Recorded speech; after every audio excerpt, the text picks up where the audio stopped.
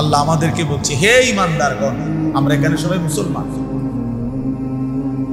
আমাদের বাবা মুসলমান, আমাদের মা মুসলমান, আমাদের বংশ মুসলমান। প্রিয় ছেলেরা, তোমরা সবাই মুসলমান, নিঃসন্দেহে মুসলমান, তোমরা কালেমাওয়ালা, তোমরা মুমিন, তোমরা ঈমানদার।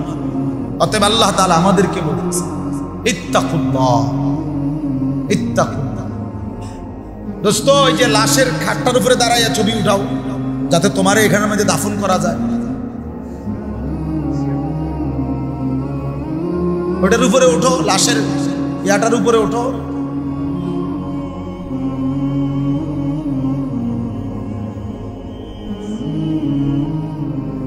আমি ছেড়ে দেওয়ার মানুষ, এটা সবাই জানে, আমি শক্ত মানুষ। কারণ আমি আগেই তো বলছি, বললাম না আমি জনপ্রিয়তা দিয়ে কি করি, আমি তো ইলেকশনে দাঁড়াইছি, কাজে আমার অনেক শ্রোতা দিয়ে আমি করবো না।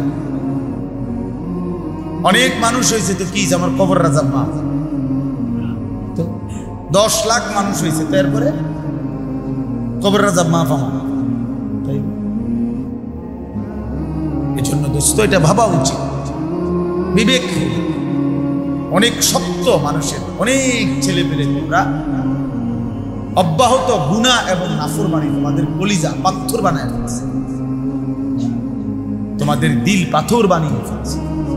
আল্লাহ নবী সাল্লাল্লাহু আলাইহি সাল্লাম বলছেন, একেবারে স্পষ্ট হাদিস আছে, কিছু মানুষের অন্তর কাল কুজে মিরবাদান, মানে আমি বুঝানোর জন্য এটা দিয়ে বুঝাই এলাম। এই যে এই বোতল, এইটা এরকম উল্টানো, মানে জগ, গ্লাস, মগ। নবী সাল্লাল্লাহু আলাইহি সাল্লাম বলছে, কিছু মানুষের দিল এরকম উল্টানো জগের মতো, উল্টানো মগ, উল্টানো বোতল। এখন এটা যদি এভাবে রাখে, এবার এইখানে আটলান্টিক মহাসাগরের সমস্ত পানিও যদি ঢালে, এটা পুরো কেন?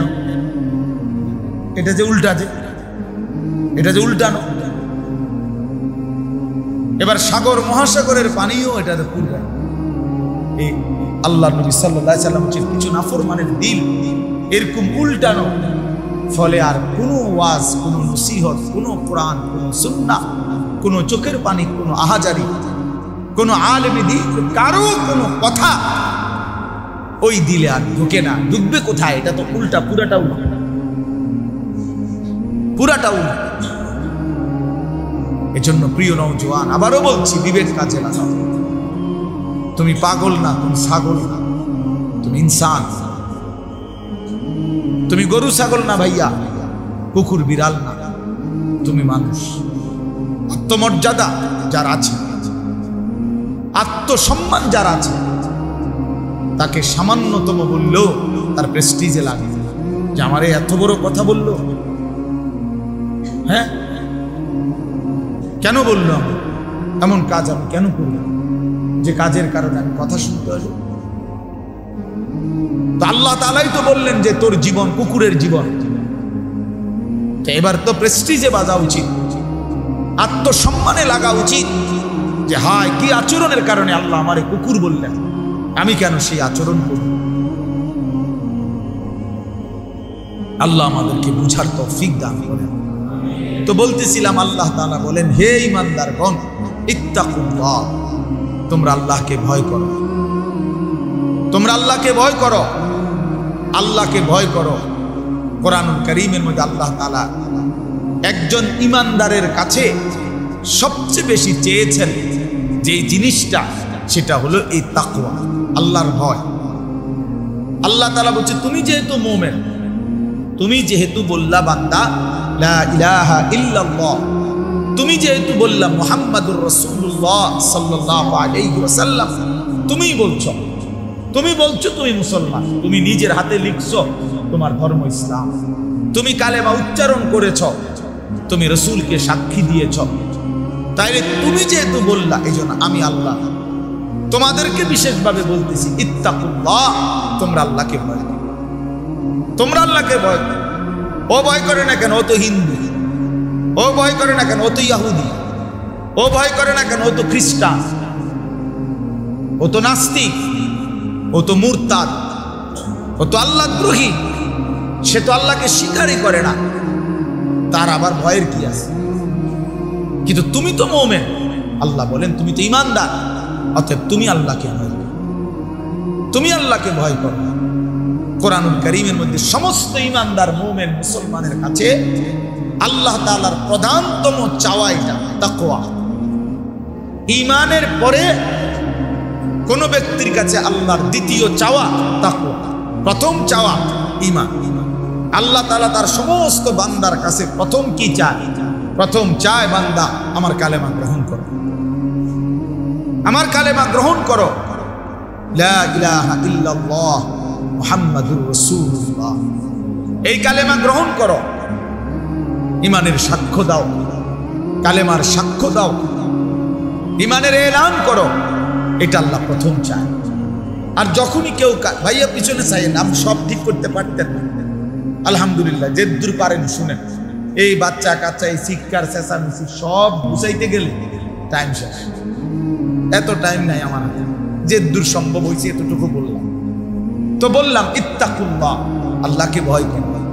তো আল্লাহকে ভয় করো এই কথার অর্থ কি? সমস্ত তাফসীরের মধ্যে আছে এই কথার দুই অর্থ। কোন ব্যক্তি আল্লাহকে ভয় করা মানে কি?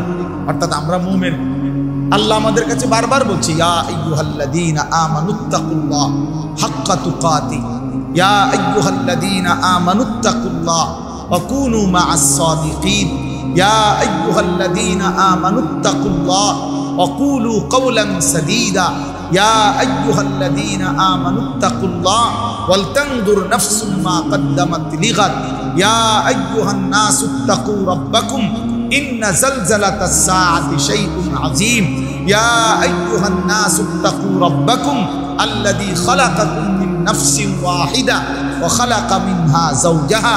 এভাবে বারবার কোরআন শরীফে আছে, বারবার আল্লাহ তাআলা বলছে হুদাল লিল মুত্তাকিন লাআল্লাকুম তাত্তাকুন উইদ্দাত লিল মুত্তাকিন ইন্নাল মুত্তাকিনা ফি জান্নাতিন ওয়া উয়ুন, ইন্নাল মুত্তাকিনা ফি যিলালিন ওয়া উয়ুন, ইন্নাল মুত্তাকিনা ফি মাকামিন আমিনিন লাআল্লাহুম ইয়াত্তাকুন ওয়া মান ইয়াত্তাকিল্লাহা ইয়াজআল লাহু মাখরাজা ইন তাত্তাকুল্লাহা ইয়াজআল লাকুম ফুরকানা।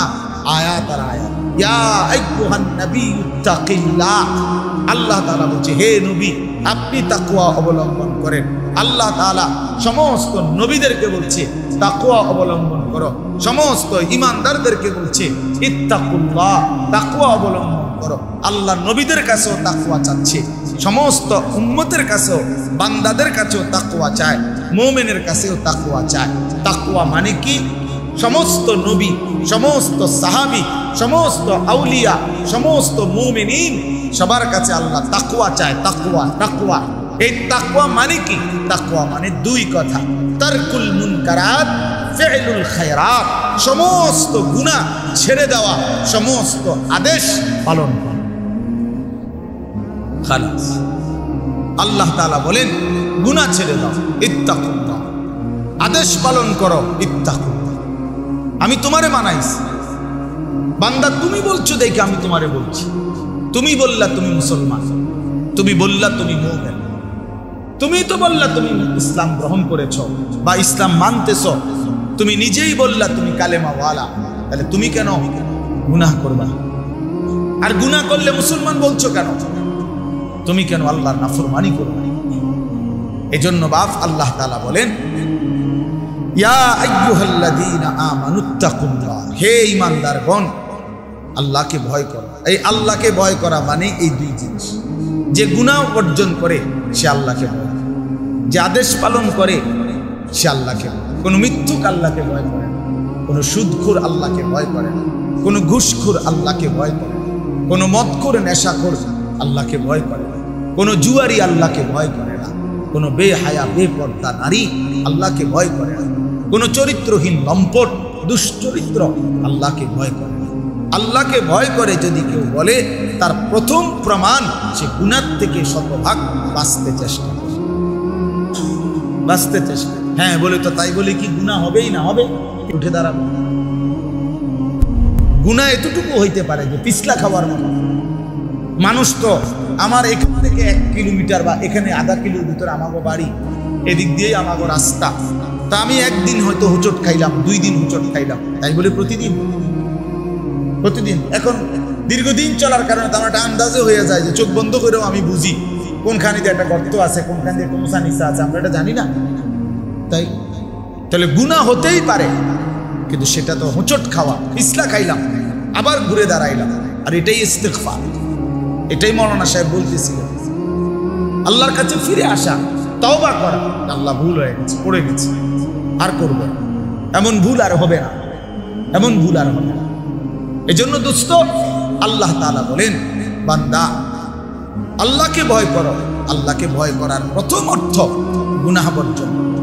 ইত্তাকিল মাহারিম তাকুন আবাদান নাস। নবী সাল্লাল্লাহু আলাইহি সাল্লাম বলছেন, সমস্ত হারাম ছেড়ে দাও, তাহলে তুমি হবে সবচেয়ে বড় ইবাদত গুজার বান্দা, সবচেয়ে বড় ফরহেজগার, সবচেয়ে বড় আল্লাহ। আল্লাহ তাআলা কোরআনে বলছেন, ওয়াদার মুযাহিরাল ইসমি ওয়া বাতিলা। আমার বান্দা প্রকাশ্য গুনাহ ছেড়ে দাও, গোপন গুনাহ ছেড়ে দাও। আল্লাহ বলছে, ওয়ালা তাকরাবুল ফাওয়াহিশা মা যাহারা মিনহা ওয়া মা বাতান। আল্লাহ বলছে, বান্দা অশ্লীলতা, বেহায়াপনা, অসভ্যতা, নোংরামি, নারীকে কেন্দ্র করে যাবতীয় অশ্লীলতা, বেহায়াপনা, এই নাচ গান, নারী ছবি, জিনা, ব্যভিচার, অবৈধ কামনা বাসনা, আল্লাহ তাআলা বলেন এর প্রকাশ্য কাছে যেও না, গোপনেও কাছে যেও না। আমার কাছে কিতাব আছে আরবি, ওই কিতাবে এক বুজুর্গ লিখছেন, হে যুবক, অন্ধকারে গুনাহ করো না, কারণ অন্ধকারের সৃষ্টিকর্তা যিনি, তিনি তো তোমাকে চেনেন। বুঝেন নাই? আপনি না মনে করছেন আন্ধার, কেউ দেখে না, কিন্তু যিনি এই অন্ধকারের সৃষ্টিকর্তা, তিনি দেখবে না কেন? আল্লাহ তাআলা তো নিজেই অন্ধকারের সৃষ্টিকর্তা।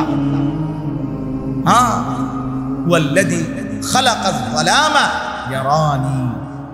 এই বুজুর্গ বলছেন, মনে রেখো, তুমি মনে মনে বইলো, নিজের মনেরে নিজে বুঝাইও, হুয়াল্লাযী খালাকায যালামা, তিনি আল্লাহ যিনি অন্ধকারকে সৃষ্টি করেছেন, ইয়ারানি, তিনি তো আমাকে দেখতেছেন, তিনি তো আমাকে দেখতেছেন। আলাম ইয়ালাম বিআন্নাল্লাহা ইয়ারা। কোরআন শরীফে আছে, আল্লাহ বলে, বান্দা তুমি কি জানতে না আমি যে তোমাকে সারাক্ষণ দেখি? হাসরের ময়দানে জিজ্ঞেস করি, এই বান্দা তুমি জানতা না আমি যে রাত 2টাতেও দেখি, আমি যে একাকী রুমেও আমি আল্লাহ দেখি? কেন, কোন বুঝে, কোন আকলে নাফরমানি করলাম?